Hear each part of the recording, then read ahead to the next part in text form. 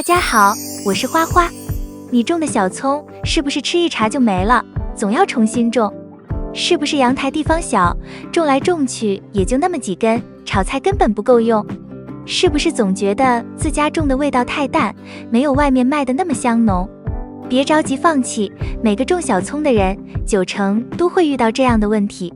解决办法也不难，只需3个狠招加一个饥饿游戏，让你的小葱1颗变10颗，葱白超过10公分，味道还辣中不失香气，简直就是你的梦中情葱。如果你也喜欢在家里养养花花草草，记得关注一下频道，我会持续分享园艺的技巧和妙招。下面我们就先分享1颗变10颗，1盆变10盆的办法。1. 葱的无限采收，3个狠招让1盆变10盆，3个月不用买葱。我敢说，95%的人都在自杀式收割葱，你随手一掐的那个动作，正在亲手毁掉整盆葱的未来。真正聪明的人都在用这3个狠招让葱膨胀式增长。第一狠招，留指甲式修剪法。你平时剪小葱的时候，是不是根本不在意位置，随手就往中间一掐，或者看到哪根长就剪哪根，完全随心所欲？这个看似不起眼的小动作，就是让你永远只能吃一次性葱的罪魁祸首。毕竟这么做的可怕后果，要么就是再也长不出第二茬，要么就是新长出来的葱细得像一棵杂草，最后彻底报废。下面我们揭秘一下为什么不能乱剪。因为你随便一剪刀下去，很可能直接伤到了小葱的心脏，心脏受伤后，这颗葱就彻底失去了再生能力，后果无法挽回。那到底该怎么剪呢？记住了，一定要在离土面2指宽，也就是大约3厘米的地方剪下去。这个位置是小葱的元气开关，既保留了最重要的生长点，又留足了让新芽萌发的空间。只要你留足这2指的高度，新芽3天就能窜出来，7天后又可以继续采收。不要以为剪得好就成功了，修剪之后的回魂水才是让你实现葱自由的保心丸。回魂水的秘方是1勺红糖兑500毫升清水，彻底浇透土壤，这样会让你的小葱越剪越旺，一茬更比一茬粗。第二狠招，撕报纸分株法。你是不是总觉得家里的葱越长越细，密密麻麻挤成一团，却谁也不长个头？这就是典型的互相伤害模式。很多人看到葱苗挤在一起还挺开心，觉得这是大丰收，殊不知这正是导致所有葱都长不壮的致命伤。当葱苗挤得像早高峰地铁时，它们的根系就会互相缠绕抢夺养分，结果就是谁都吃不饱，最终全体营养不良。正确的做法是，每年春秋季节必须给它们分家。具体操作就是，先把整盆葱托盆取出，用手轻轻根部，然后像撕报纸一样，沿着自然生长缝隙分成4-5组，每组必须保证有3至5根健康葱苗，根系要保持完整，然后重新栽种。这里有个成功的秘诀要谨记，重新栽种时要比原来埋深2厘米，然后浇透定根水后，放在阴凉处缓苗2天。这样分株后，每一组都能获得充足的生长空间，1个月后就能收获翻倍的产量。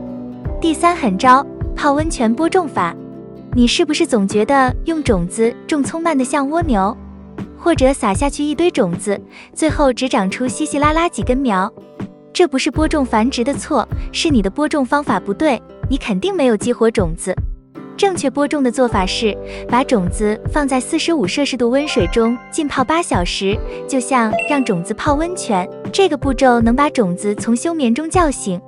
然后将浸泡好的种子与细沙按1:2比例混合，均匀撒在浇透水的土面上，最后盖上一层薄薄的营养土，厚度不超过0.5厘米，用塑料袋罩住盆口，扎几个透气孔，放在温暖的地方。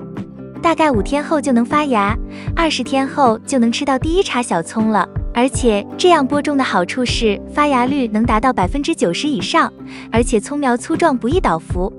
2. 让葱味更浓的3妙招。饥饿游戏一玩，香辣并存。